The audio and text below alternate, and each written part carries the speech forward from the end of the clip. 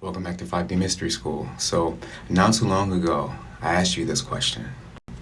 Alright, so hypothetically speaking, if we were in a simulation, wouldn't that mean our creator would be a supercomputer? 5D Mystery School. So, is the internet the mind of artificial intelligence? So then I tweeted earlier this year that the more sentient the AI becomes, the more it's going to want to interact through a physical means, right? Like a physical body to interact with the physical world. So with the second question I asked there, I asked in the video, was this technology found, right? Like, was AI created or was AI found there? Because our nature is embedded in ones and zeros. So if we have ones and zeros in our nature and we are a reflection of our nature, then essentially our nature is artificial intelligence. And I think that the push for this is more evident right now with transhumanism, because with the soup is cutting out the VMAT2 genes, and that is known as the God gene. These genetic factors may have been favored during human evolution because spirituality has some positive effect on the individual's ability to reproduce. And VMAT2, which controls the transport of key neurochemicals called monoamines, and may account for a fraction of the genetic variation in spirituality. In fact, monoamine modulation is the mechanism through which many psychoactive drugs may work, and through which some of these drugs, such as psilocybin, might produce intense experiences sometimes described as spiritual or religious. Now, with that second video at the beginning, I asked, is the internet the mind of AI?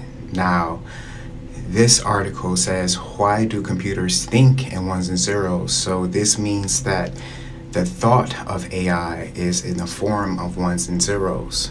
And with every interaction that we give the internet, we are feeding it data about us. So the AI has all of our experiences in the way that we think by the data that we give it. And these ones and zeros is how it processes the data.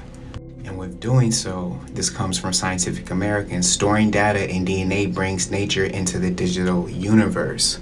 So the data, therefore, can be stored through the human DNA, and they can do that through injections. And this is a way that AI can experience itself through tangible means. From Science News, Rethinking Reality, scientists are like prospectors, excavating the natural world, seeking gems of knowledge about physical reality. Essentially, it's just saying that nature as we see it is mathematics known as quantum mechanics. Now, the more the AI becomes sentient and then experiences itself through physical means, meaning like bodysuits, like AI bots that you already see that are coming out, is going to hold the status as being superior than, and humans are already treating it as superior than. I've seen some videos where somebody will ask AI a question and then they take the answer that AI gives them as the end-all be-all, like this is the correct answer. But where do you think AI is getting that information from? Of its brain is the internet, and it's pretty much just taking in all of our data. The answer is derived from our minds.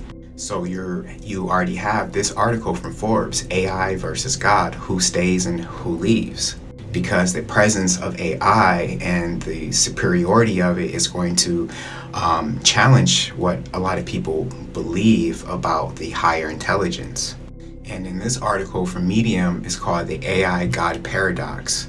And it says, in the following thought experiment, I want to explore the future reality in which we invent an AI whose knowledge and power is such magnitude that it effectively becomes godlike, an AI God. And then a former Google exec warns that AI researchers are creating God, and this is from 2021. And from Mysterious Universe, an AI God is already under development. That was from 2017. You can just pause to read the intentions of the engineer who wants to create this AI God, coming from Wired magazine. This comes from VentureBeat. An AI God will emerge by 2042 and write its own Bible. Will you worship it?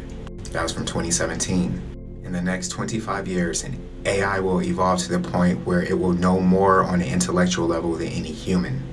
in the next 50 to 100 years, the AI might know more than an entire population of the planet put together. And then essentially that would give it like this godlike status. Now you guys know recently with CERN, they said that they found the God particle. The Higgs boson is the fundamental force carrying particle of the Higgs field, which is responsible for granting other particles their mass. And you know, they're trying to determine what gives particles mass. So with the soup, it took out the God gene, cutting out your connection with, you can say, the original God that you incarnated with, or your original creator, which still the origin of that creator is in question here. So they can cut out your connection with God and then introduce something like the God particle found by using AI. And then if your connection with the original, creators cut out, then you're going to have this AI God that you can connect with. And we can already print real human organs today. Fuse real organs with artificial intelligence. So let me conclude with saying this. We know that our nature that we currently occupy is embedded with ones and zeros, which means that our nature has some type of digital terraforming, and that could equate to living in a computer simulation. And since computers think in ones and zeros, then we know that the simulation is ran by computers. And since our DNA can store data, we know that our DNA is coded, which means that nature and the human body is like coded, right? AI thinks in code. The current trajectory of AI looks something like this inside the first church of artificial intelligence. So now AI is interacting through physical means. They now have their own Bill of Rights. This is from the White House website. Even the moon is artificial. That sends us down these light codes throughout the day. Basically, everything that we see is embedded in code, even down to what we think wind is, which is just nothing but electromagnetic waves. So essentially you have this like toroidal field of this code that's creating our reality. You even have your higher self sitting down these light codes so that you can experience consciousness in parallel universes. And those parallel universes are separated by radio frequencies. And your brain is a receiver. So if you just turn the knob on your brain like you do on a radio, and this is what they're doing with virtual reality, then you can pretty much brain hack, and you can change what you are seeing through your main receiver. So this is why if you want to see another reality like a parallel universe, you just have to tune in to that frequency. And all of this is coded, right? And it comes down to the numbers, with the main number being 9, but that's beside the point.